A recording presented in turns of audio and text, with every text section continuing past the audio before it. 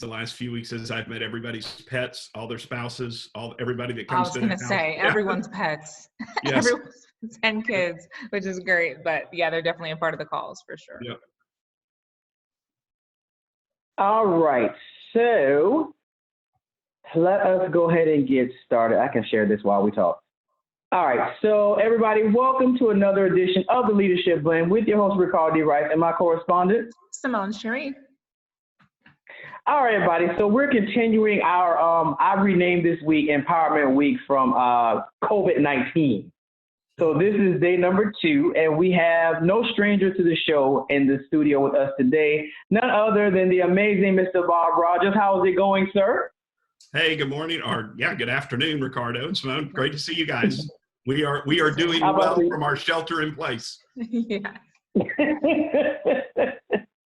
Yeah, it's always a good time, always a good time. I think I've lost the concept of time, because when you say good morning, I was like, oh my God, is it 11? Because normally I don't get up until about 11. I was like, oh my God, am I behind? What is really going on? No.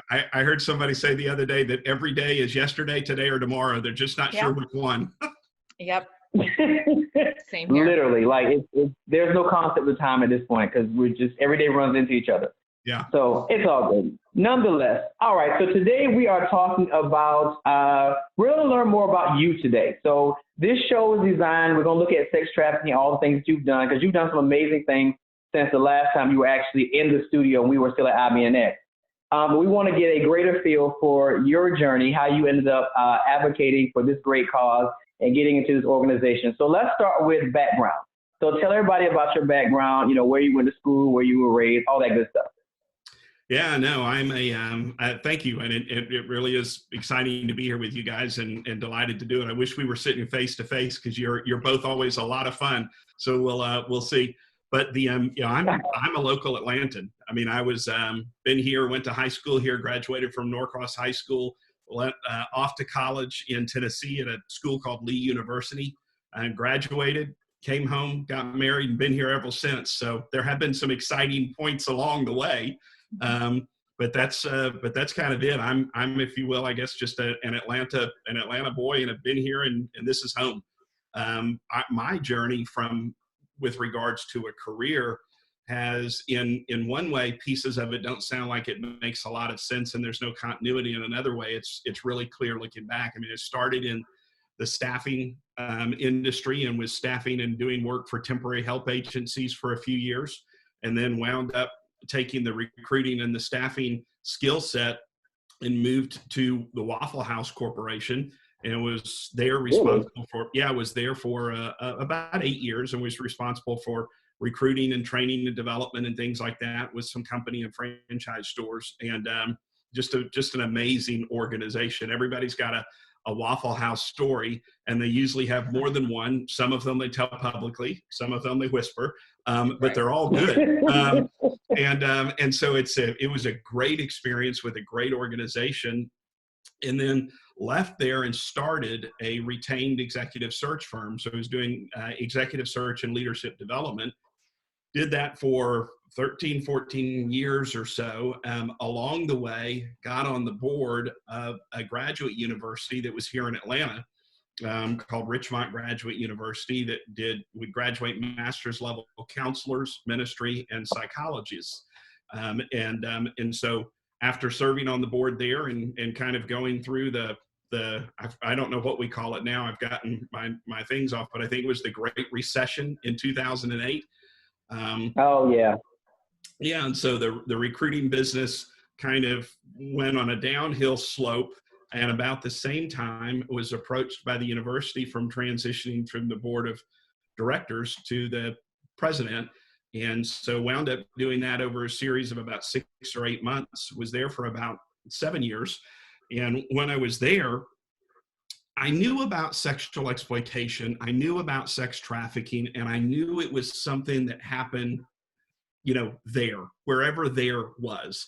I mean, I knew it was going on around other parts of the world, and I knew that it probably even happened here in the US. But I didn't realize that there was here, and that in the community where I grew up and in the city that I grew up, that Atlanta was one of the significant offenders on this kind of the the underbelly of stuff that we just don't talk about, that occurs amongst us and in plain sight. We just don't talk about it. And it's really hard to see what the mind doesn't know. And so as a university president, I was literally walking down the hallway one day and saw that we had a guest speaker in for lunch, and they were speaking to the students. And I thought, well, I'll do the good presidential thing and I'll stick my head in the back of the room for 10 minutes and then I'm going to go on to my lunch.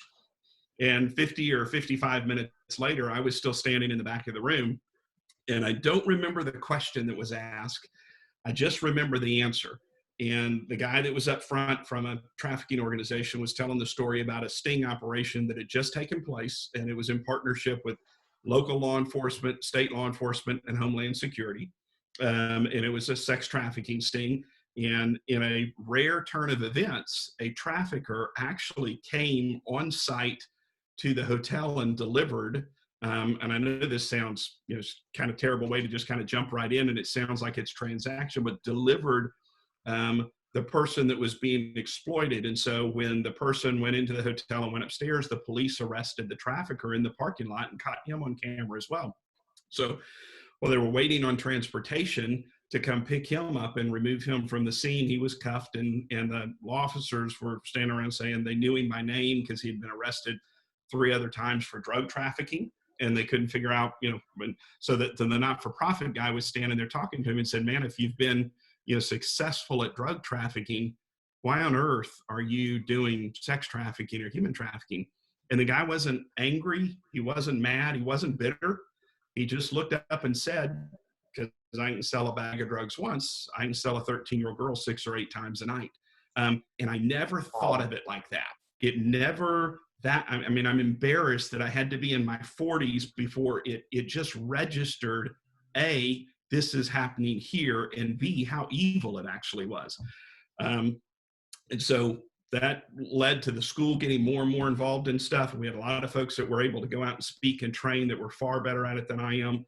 And it just kind of started this thing inside of me that in conversations for a year and a half with my wife, because not-for-profits don't have company cars and contracts, right? Right.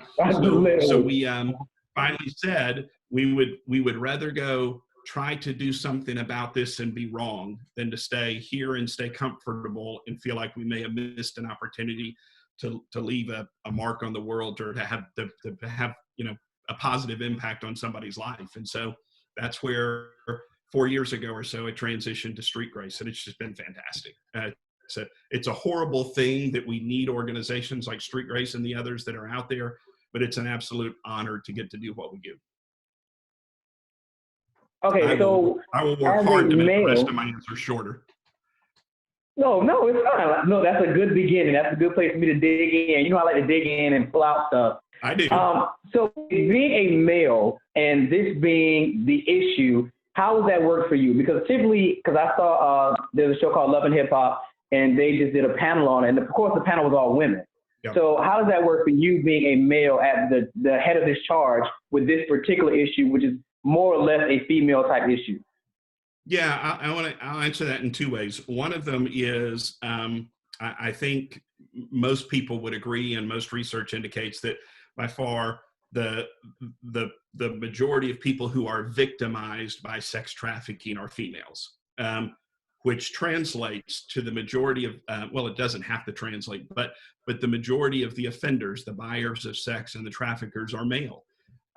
So I'll answer it 2 ways. One is the other organizations, a lot of them female-led, here in Atlanta and around the country, have been incredibly gracious. In fact, they've been enthusiastic to have another male voice speaking into the issue. I've also found that as we're out and about, and as we're speaking and doing presentations and things like that, the folks that are listening to this, it's overwhelmingly, especially 4 and 5 years ago, overwhelmingly females that would, you would look out across any group of people that you came to speak to, and it was overwhelmingly females that would be in attendance. And that's shifting, and we're seeing more and more men show up at events, more and more men that are lending their voice to this issue and to this fight and to being a part of it. And I think it's been really effective and really rewarding. I don't think I caused it, so I don't want to be any confusion about that. But I think it's been really effective and really rewarding to see men come off the sidelines and not just passively be okay with the women fighting the fight, but actually joining arms in the fight and trying to move this forward. And that's got to happen. I mean, we can't win this without the men in the fight. We certainly can't win it without the women in the fight. We certainly can't win it without the men in the fight, and do what we need to do, because the issue's so big, it takes all of us. And I think men have just kind of wrestled with, how do I step into this? How do I get engaged in it and either, not look like a guilty party, or I think also even how do I deal with that, and how do I get engaged with this, and how do I process it and find my place and my voice in a space that has been historically dominated by women. And I mean that in a complimentary way. If you look back even over the city of Atlanta and the birth of this movement, it is overwhelmingly led by women. I mean, it's, Chief Magistrate Nina Hickson, it's former, what's her name, the mayor that wrote the book on the Dear Shirley Franklin. I'm so sorry. That did the Dear John study and the research around it. And there's so many other people. My predecessor, who was the founding CEO of Street Grace, or the original CEO of Street Grace, was a female. And if you look around the area and look in this space, not just here, but nationwide, it's been women who have led the charge. So if a man wants to get involved, how would he get involved? Like what role would he probably want to take, or how could he help if a man wanted to get involved? Oh yeah, that's a great question. And the truth is, it's the exact same answer, which is what's really cool. It's not, you don't have to take a different path. It's to, what part of this resonates with you? Is it working with boys in middle school or in high school? Is it a group at your church? Is it just getting involved and becoming a community advocate and a speaker? Is it bringing training into the workplace, not just so that it affects the workplace, but because the people that are in the workplace have kids and grandkids and neighbors, and they, coach sports and things like that. And they have lots of curiosities and questions about this. This is one of those things that historically there's been far more questions than there have been answers, because people are uncomfortable bringing the issue up, certainly in public. And so the way that men are moving into it and women continue to lead really is breaking down a lot of those barriers. I mean, we find ourselves, in churches and in pulpits every Sunday talking about the issue of sexual exploitation, of sex trafficking, of the harmful effects of pornography. We find ourselves in school systems talking about the exact same things. And we find ourselves in businesses talking about these things and talking about how businesses can have a voice in this as well. And we can't end it without the businesses and the corporations. There is a seat at the table in this fight for everybody. It doesn't require the same commitment.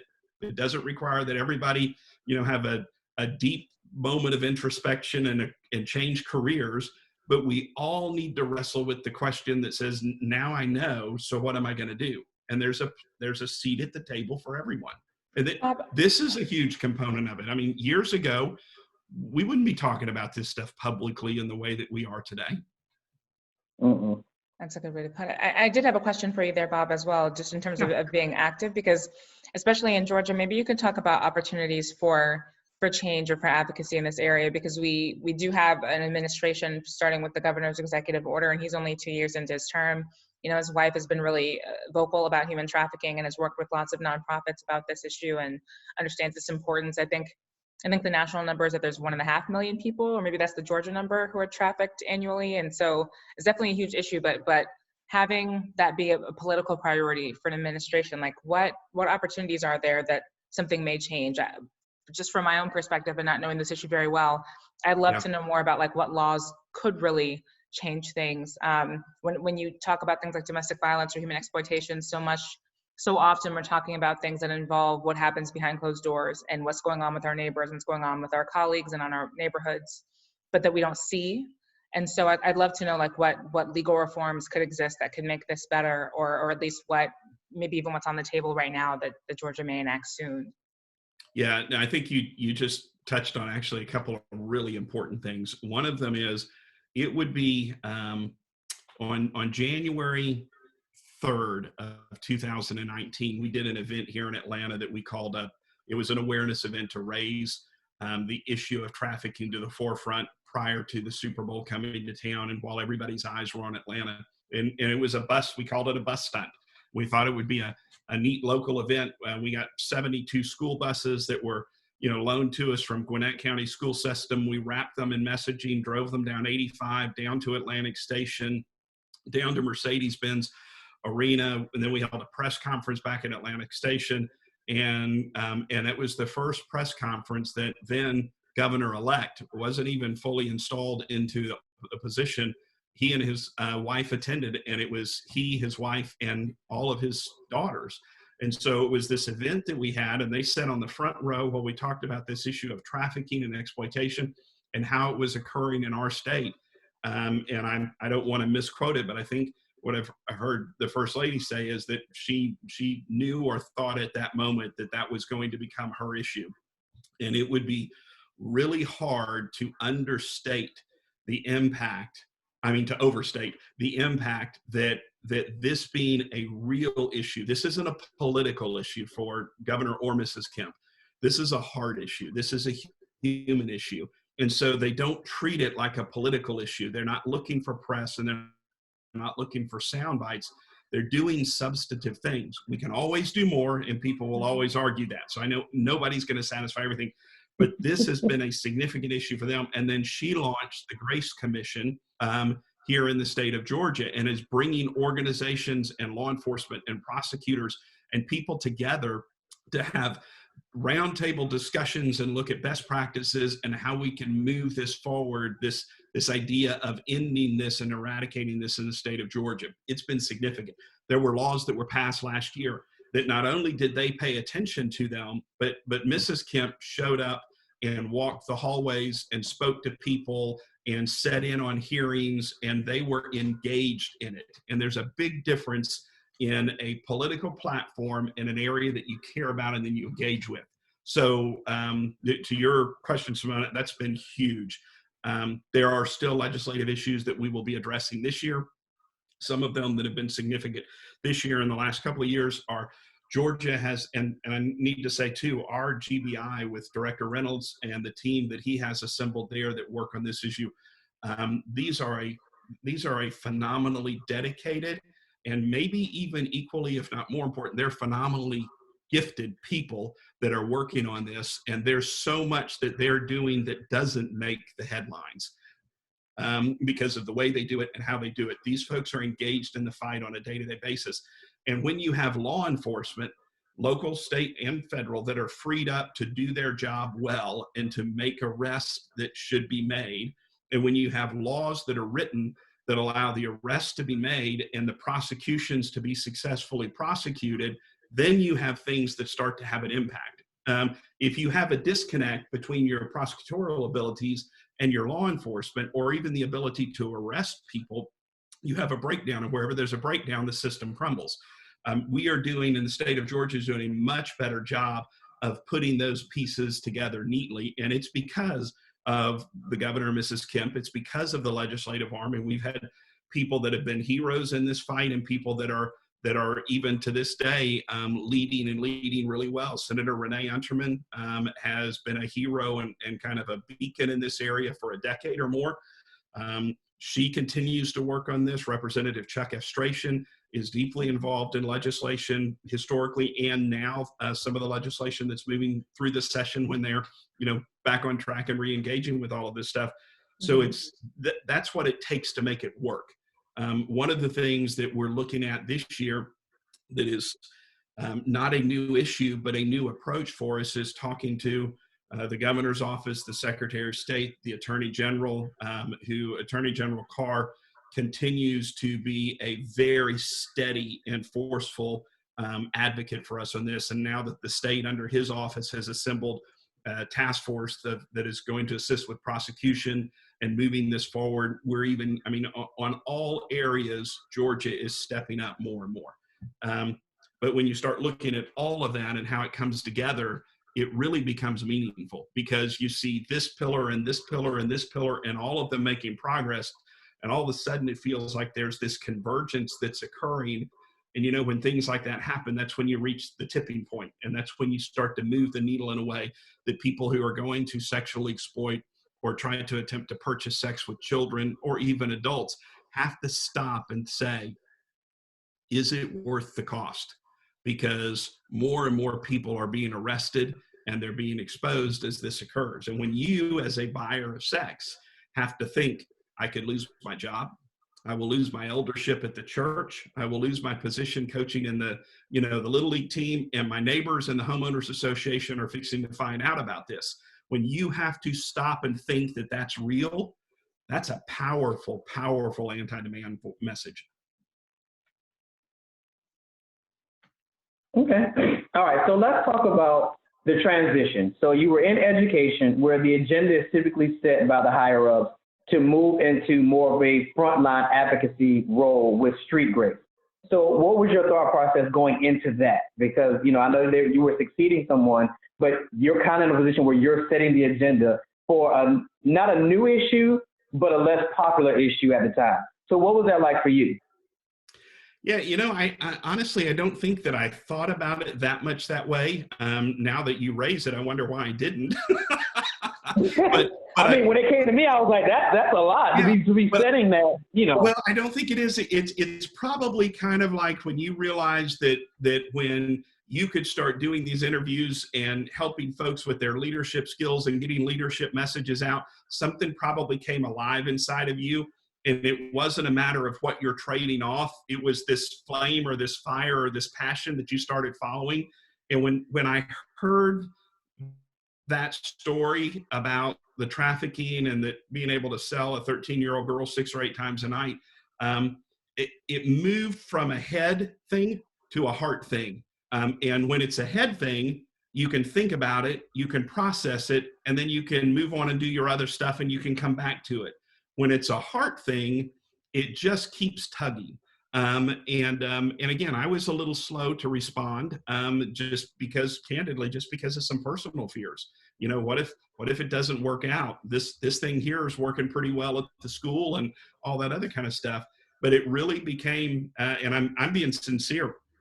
I went to our board chair at the university and I said, look, I can't guarantee you that I'm making the right decision. But what I know is I would rather do this and be wrong than to wonder for the rest of my life if I miss this opportunity. And I can't shake it. And so I've got to go do it. And the school was gracious, and it worked out a 12-month transition to make sure there was a continuity of leadership. And I have a great relationship with Cheryl DeLuca Johnson, who was the previous CEO here. And she and her husband are still deeply engaged in the organization. And so there's just been this beautiful continuity of transition there, and a continuity of leadership and transition here. And our board is a phenomenal board. We've got they make us look and feel and sound far better than at least I am. The rest of the team is really good, but they open doors and they accelerate and amplify our voice in a way that we couldn't do. So it's almost the perfect storm. We've got business leaders on the board. We've got judicial leaders on the board. That's right. Cassandra Kirk, the magistrate judge. Yeah. Cassandra's on the board. Susan Coppage, who is an attorney, was a district attorney, was the former United States human ambassador for global human trafficking in DC, is on our board. And then we have faith leaders on the board. So it really is this. If you look at street grace and you look at what's happened over the last 4 or 5 years, the beautiful thing is you can't point to a person. What you can point to is the way that this team of people has come together with one mission, one passion, and one goal. There hasn't been one conversation since I stepped through the door here 4 years ago with anyone at a board or an executive level in the organization about whose ego and who gets credit. Not one time. And from the folks that you run across, that's pretty rare. Yeah. when the cause supersedes the individuals, some really cool stuff can happen. All right, so let's because I want to do this with individual leadership. So tell me about the conversation you had with your family when you were making this transition, because a lot of times leaders have to make those hard transitions, and it's not just about them. They have to go and have this conversation with their family, their spouses, their kids, all that good stuff. So what was that like for you? Yeah, no, it was, it's interesting. You kind of nudge around and just ask some nosy stuff, don't you? I told you this is about you today. This is about leadership. This is about you today. That's okay, but I keep coming back. So it's a couple of things. For our family, we've always been a pretty open family. So for us to all sit down and say, hey, and our kids were adults at this point. Okay. I mean, they were in their, early 20s, mid 20s and late teens. So we weren't talking to, but it was, one of those, yeah, that's right. So it was one of those for saying, okay, here's what we're thinking about doing. And here's what we're kind of wrestling with. Will you guys think about this? Will you speak into it? And will you pray about it with us and all this kind of stuff? And everybody's like, yeah. And man, Dad, if that's what you want to do, we are all in, if you feel like that's what you need to do. So, I mean, it wasn't any hesitancy. Melinda and I had a number of conversations about it, probably from her perspective ad nauseum, because I was just processing through again, kind of the fear of it all and losing a contract and a car and all that kind of stuff. And so there were a couple of things that happened there. Outside of Melinda, there were two other people that I'd had some conversations with outside of the family. One of them was a guy who I just respect immensely, and I trust his heart completely. And he's probably 15 years older than I am, and we were having dinner one day, and I was just going on and on and on and on about what I want to do, but I can't do it, and I'm afraid to do it, and what if I'm wrong, and what, I can't afford a mistake. And finally, after listening to me for 90 minutes at Papa Do's one day, he just said, Bob, he said, let me just ask you a question. I said, okay. He said, if you had 12 months to live, what would you go do tomorrow? And I said, oh, Larry, I would resign the university and I would ask them to not even require a 2-week notice so that I could go see if I can make a difference in this space. And he took his napkin and he reached across the table and hit me across the head. And he said, that's what I call a calling.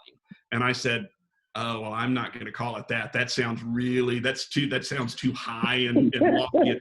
And he said, well, call it what you want. He said, but you just answered the question you've been asking me to answer for the last 90 minutes. A couple of weeks later, having dinner with a lady, lunch or dinner with a lady, and again, older and got some more experience and kind of walked through some stuff in life. And I was doing it all to her. And at one point, she just kind of set her fork down and she said, Bob Rodgers, she said, when are you just going to quit talking about all this and do something? And I got mad. I mean, I thought, you don't understand what I'm wrestling with. You don't understand. And Melinda was with me and we laughed. And on the way home, I said, she made me mad tonight at dinner. And Melinda said, I think we all know that.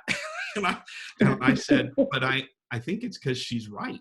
And then Melinda and I, this is the last kind of, you will see I'm a slow learner on a lot of things. I need a lot of voices speaking into it. And Melinda and I were standing in the driveway one day after walking the dog. And I was going on and on and on about it. And she said, well, Bob, I think you just ought to do it. I think we bite the bullet, we take the risk and we jump.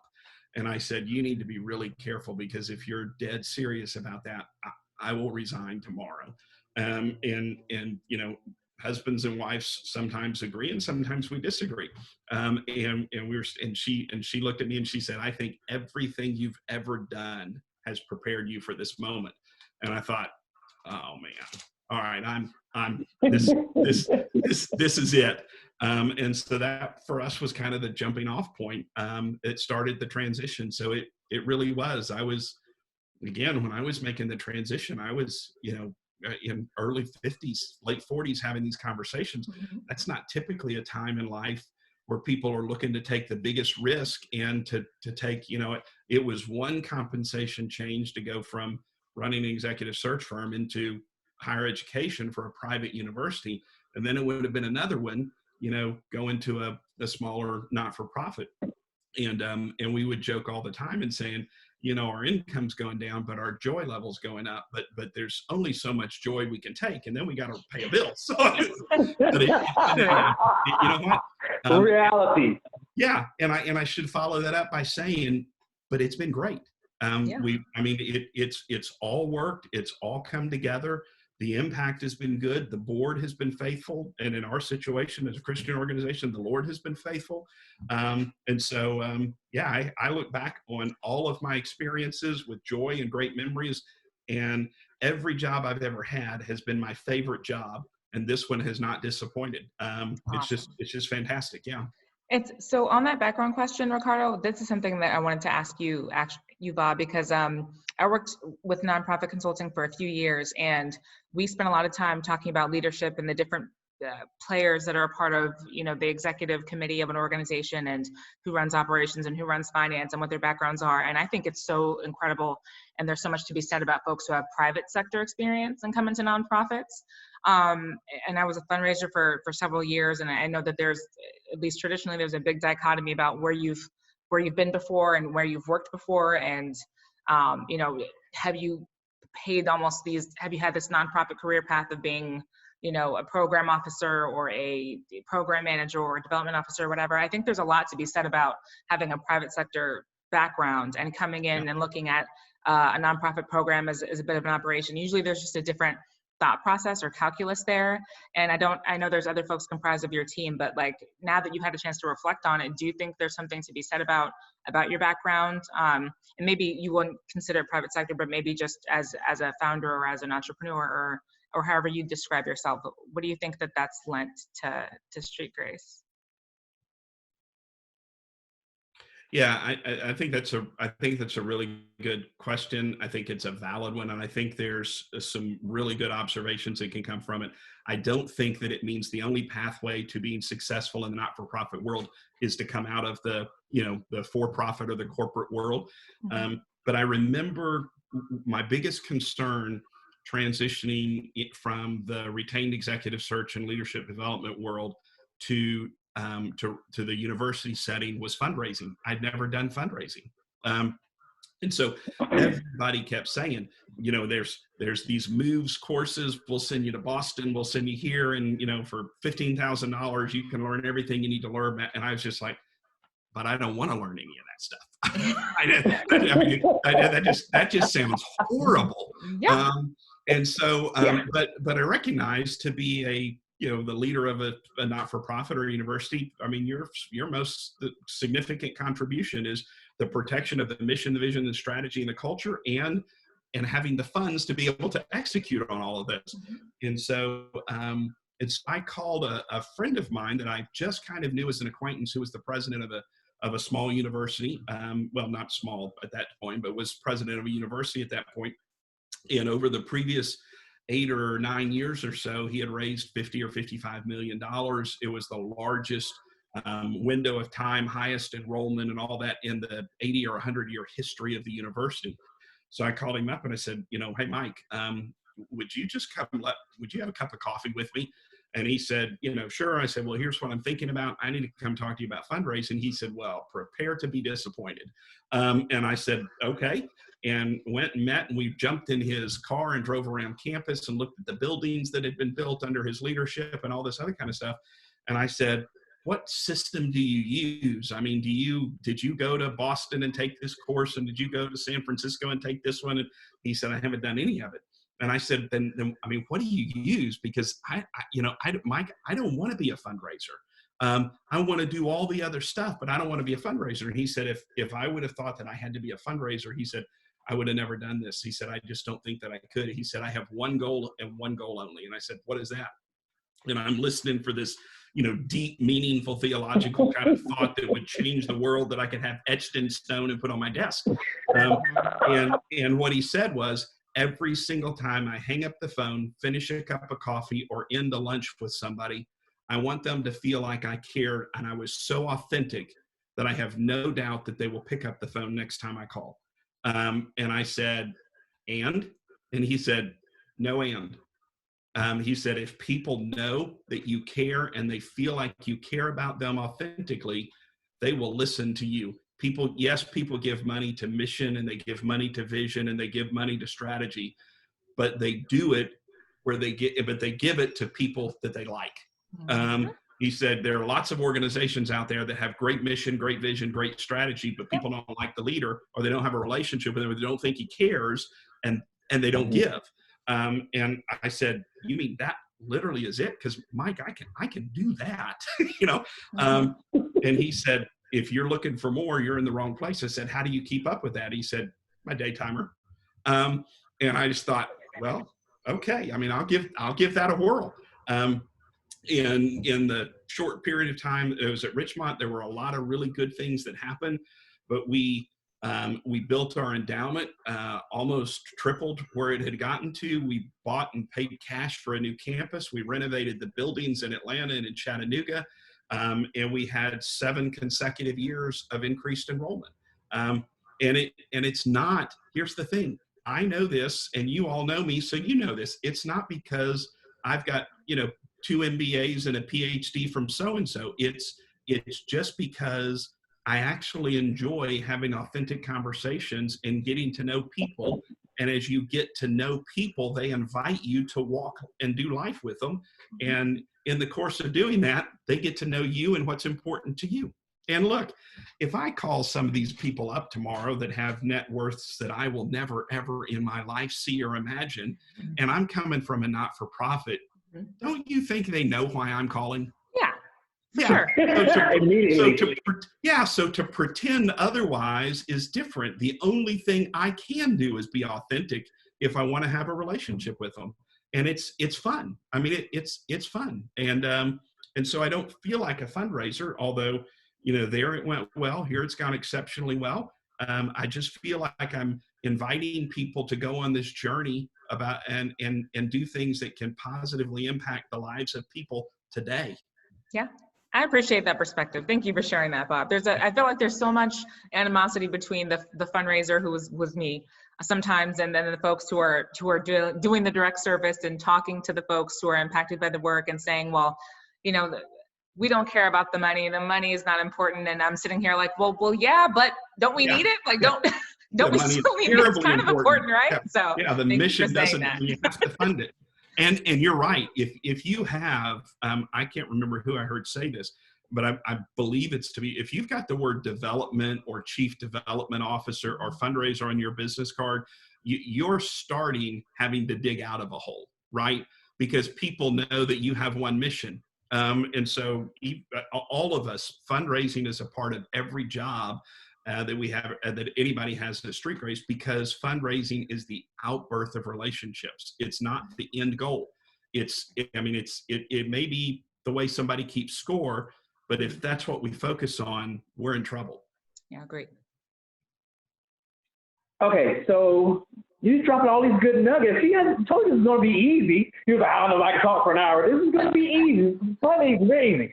All right, so for those that do not know what Street Grace does or who it is, give us a history and kind of, for those that don't know, tell us about Street Grace. Yeah, Street Grace is an 11-year-old not-for-profit here in Atlanta. We do work around the country. We've got offices in Atlanta, in Texas, California, and Tennessee. We work in about 18 other states, utilizing technology and relationships that we have there. But we're not-for-profit. We were founded 11 years ago with the sole mission to fight domestic minor sex trafficking and to eradicate the commercial sexual exploitation of children. And so what that means is that our mission is to attack this issue, and we do it through 3 different ways. And we do it through prevention and protection. So on any given year, we're presenting to 60 to 80,000 people. About 50 to 60,000 of them are between the ages of 12 and 18. So that middle school and that high school audience, really when you start thinking about trafficking and exploitation, the average age of entry or somebody being lured into this is around the age of 15. So it's that middle school, early high school that you really want to target. So to get ahead of it, you jump back a couple of years. Policy work. we work on policy here in Atlanta, I mean, here in Georgia, the states that we're in other states around the country, and some national policy work, not asking people to vote a particular way, but helping craft policy so that it is survivor informed by people who have lived experiences and have been through this, and can help continue to equip law enforcement and prosecutors to do the best job possible, because it's a great deterrence. And then the pursuit of the buyers of sex and the traffickers. We have technology that we have partnered with corporations and other organizations with to develop, and learning artificial intelligence and chatbots that are, even as you and I are talking right now, are out in about 15 different states and different cities around the country, intercepting phone calls from people who believe they are calling in attempting to purchase sex with a child. And again, I know it's a hard thing to say, but that's just a really polite way to say raping someone. And so their phone number information is collected, their texts are stored, any photos that they might send are stored, and everything's collected and can be sorted for law enforcement and can be used that way. So we kind of go at this issue from a three-pronged approach. We want to prevent and protect kids from falling prey to it. So we educate, train, and equip them. We have some youth leadership academies that are starting this fall in school systems. And then the policy work, which kind of leans towards the prevention and protection and the pursuit, and then the pursuit of the buyers of sex and the traffickers to remove the cloak of anonymity that they often hide behind and kind of flourish behind. Bob, I don't know if you were getting to this when you mentioned technology, but can you talk about social media a little bit, or how that tool is used? Because I know that I've seen a few documentaries at this point, and I'm not sure if Thistle Farms or Every Woman Works was behind it. I can't remember the name of the organization, but I do know that there was a study that I think said within 24 hours, like the average 11 or 12-year-old could be contacted by as many as 10 different adults. Not necessarily adult men, but just adults, just total strangers reaching out to kids that are visibly, 11 or 12 or so. Or maybe even closer to the age that you mentioned. So can you share a little bit more about what's going on in terms of prevention or day-to-day? And this is a really interesting time too, right? Okay, so it's the first time in history that schools have been suspended, and kids of all ages have been pointed to online, right? So online platforms, online education, where parents used to feel like, I can try to keep up with my kids for a few hours in the evening when they're home. Now they're home 24/7. Parents are trying to work, or guardians are trying to work. Kids are online. Sometimes they're doing work. Sometimes they're surfing the internet. This idea of social media has certainly been a platform that's been exploited all along the way, but never greater than the last several weeks, because simultaneously, all of the buyers and the perpetrators have been geared and pointed towards online as well, because we've been quarantined, we've been sheltered in place, and things like that. So we did, in response to what you just said, Simone, we just did about 3 weeks ago a training with Aliyah El-Sawi, who is the victim advocate for Homeland Security investigations, and did just an hour, and I think about 45 minutes or an hour, just some Q&A with her about what can people do to protect the kids that are in their lives, whether it's your kids, your grandkids, your neighbors. What can you do? And that was received so well that last week we just did a follow-up with her on protecting middle schoolers, and then next week we're doing one that is geared towards high schoolers and how to protect yourself online and things to be aware of. So yeah, I mean, you're spot on. All of these platforms out there right now are being used at higher volumes than ever before by those that are just exploring and passing time, and by those who know that if you're looking for ways to create or to prey on vulnerable kids, online and social media is the way to do it. So whether it's Snapchat, whether it's Instagram, whether it's Facebook, Twitter, and TikTok and Kick and all the other things, it's literally hard to keep up. And so on our website, on Street Grace's website, and on the social media that we've done the last 3 weeks, we've got a couple of handouts that have got about 40, I think maybe more than that, different online platforms, and how you can be aware of what you should be aware of, and how you can protect yourself, and what to be looking for if you're a guardian or a parent for a child. And if you're a child, how to protect yourself. Because there are people, every friend request you get, every like that you get, doesn't line up. The person behind the screen doesn't line up with the picture that there's a country song. I can't remember what it was, but it's something to do with if I was anything close to my online profile, I'd have no problems. I mean, it's and so it's interesting. And this is a particularly vulnerable time for kids. If you look at emergency departments and you look at physicians and things like that, we're seeing domestic violence and domestic violence and child sexual abuse and things like that are spiking in some areas because people are kind of sheltered in, patients are thin, porn usage is up in a very noticeable way. And so what's happened is the demand for these things hasn't diminished. The access to them has been temporarily disrupted. And so it is creating other areas and other things that we need to be aware of. And you're absolutely right about social media. Well, in that same space, leading through and beyond change. So with the outbreak of this pandemic, how did you guys have to pivot, particularly you being the leader of the organization? How did you guys have to pivot? Because this happened all of a sudden. So how did you guys adjust to that? How did you adjust to that? Yeah, we've always been kind of fiscally responsible. We've got a board that ensures that we are, and that's kind of in our DNA. So it wasn't a panicked response. And I'm really, really thankful for that. Okay. We did not have to figure out how to manipulate the COVID-19 messaging to help us try to raise money in a questionable manner during this process. What we've been able to do and what we did as a team is the first week we were down, we all signed up for Zoom and I think I heard last week. I mean, in some ways, some of the silent heroes are the Zoom people in this pandemic, because I've heard that their platform went from 10 million to 400 million in like a 30-day window or something. That's just staggering.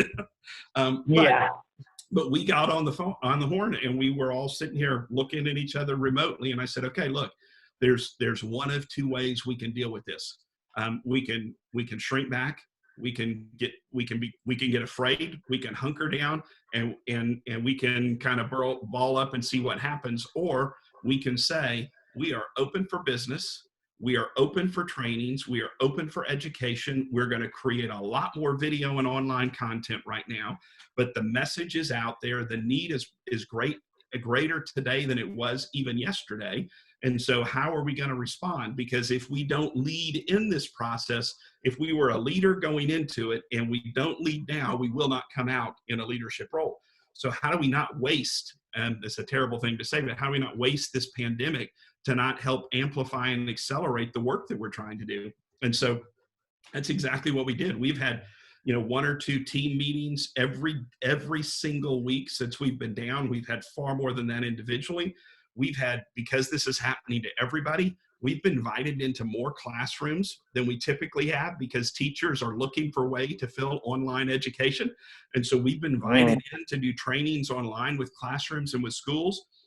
Kamala, our executive director here in Atlanta, did a county-wide staff and training certification last week with a group of folks from a city and a county.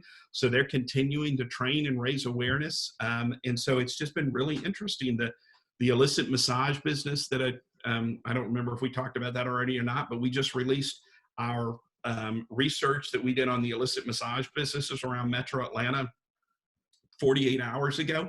And so we had video surveillance and hidden cameras out around the city that were, not trying to catch who was going in, but track volumes and activity and the economic and the human impact that has around Metro Atlanta.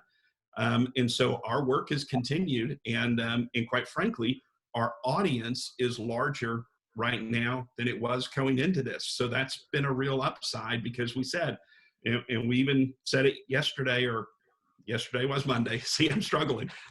We even said it yesterday on our team call, is that, hey, let's let everybody hear this loud and clear. We are open for business. I know business is being done differently right now, but we need to abandon this shelter in place mentality. This is not a political statement. I'm not telling everybody to go, start, gathering up in groups of 100 and hugging and kissing and saying how bad we missed each other. I'm saying that it's time to shed the mentality that says we're hunkered in place. We are open for business. and now let's go see what business looks like moving forward. But we've got to keep this moving forward, because there is, we operate off of the generosity of others. We don't get federal funding and things like that. It's from organizations, companies, churches, and individuals and foundations that give. And they're all in a time of transition right now. Fortunately, we've been able to, just to be totally honest, we haven't hit budget the last 2 months, but we've also not dipped into cash reserves. So we've been playing in that middle ground. And I call that a victory, because we had a very, our budget did not anticipate, nor did anyone else's, COVID-19.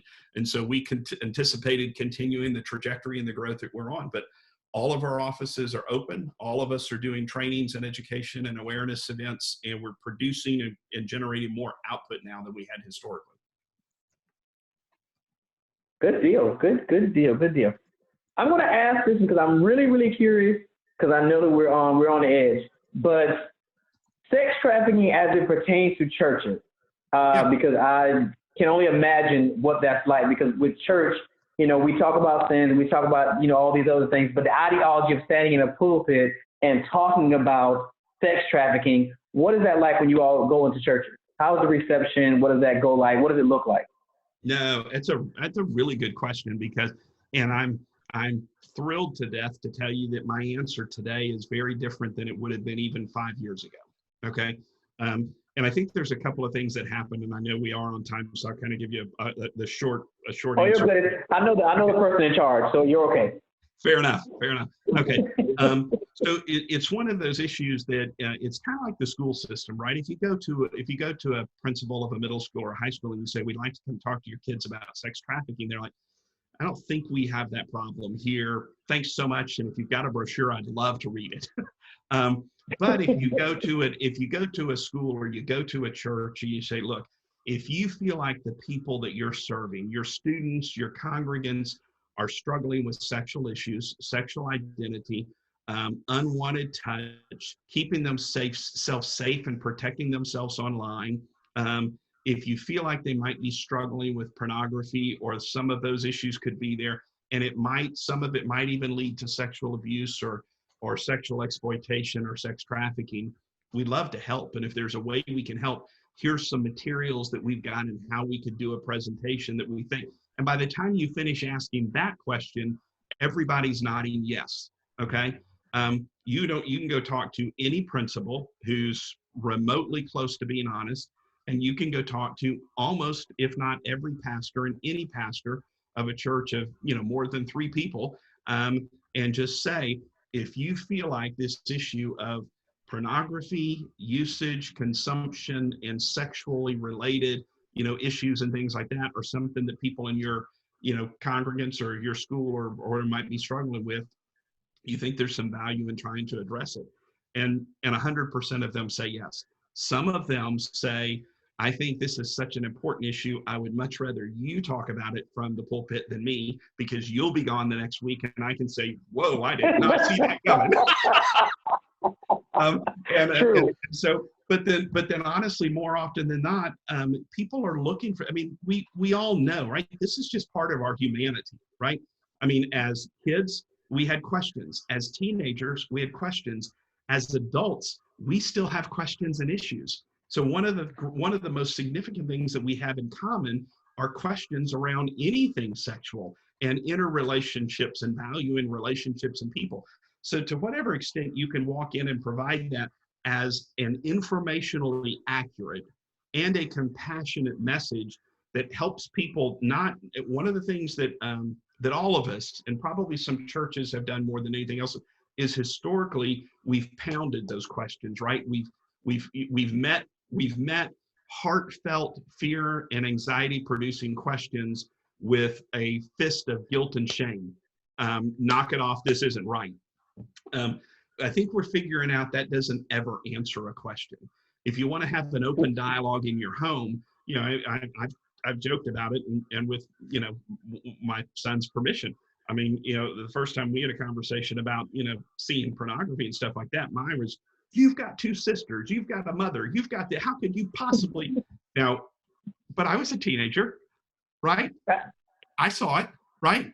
So it's one of those where this idea of preventing these things from occurring as far as exposure and things like that, we've kind of passed that with this era of technology. Now we need to be teaching people how to handle these conversations, right? They're going to get exposed. The mental health practitioners will tell you if an 8, 10, 12, 14-year-old child sees graphic hardcore pornography, which is virtually all there is anymore available online, they've just experienced mental health trauma and they don't even know it. But the fact that they don't know it doesn't mean it doesn't reflect it in their personality, in the way that they view relationships with others, the way that they view healthy sexuality and things like that. So they can be changed by that and not even realize that's what's occurring. So it's so important that we have these conversations out in public. Last thing I'll say is somebody told us 40 or 50 years ago that talking about sex at the dinner table or when the family's sitting around the family room, watching TV or doing whatever is absolutely inappropriate and we shouldn't do it. And I think the conversation made us all so uncomfortable that we were like, man, I'm so glad somebody thought of that. But kids never stopped asking questions, right? Parents just quit providing answers. And so what we've got to do is we've got to realize that these are important, life-shaping and impacting things that we tell parents all the time, you don't have to be an expert about anything. Just be willing to have a series of awkward conversations. You don't have to be right. Our kid, Christmas of this year, our kids are 29, 27, and 23 now. They came home for Christmas this year.